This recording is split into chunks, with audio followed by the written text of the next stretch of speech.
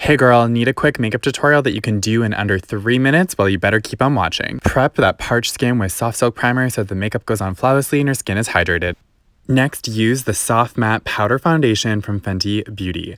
I am not even going to speed up this section of the video because, girl, this product works so quickly and instantly airbrushes your skin. Like, literally, this is the only thing that I've been wearing on my skin lately because it just completely evens out my skin tone, knocks out all of the redness within my skin, brightens underneath of my eye, and also somehow blurs my skin too. Like, hello, this is literally the fastest and easiest complexion product that I have ever used. To help build coverage in the areas that you need, kind of press and wiggle it into those areas. So definitely around my eyes, I need to brighten that up a little bit more, and the sides of my nose, I'm stippling it in. It's pretty crazy. And then make sure you blend out your edges. Like, can you believe the difference between one side with and without?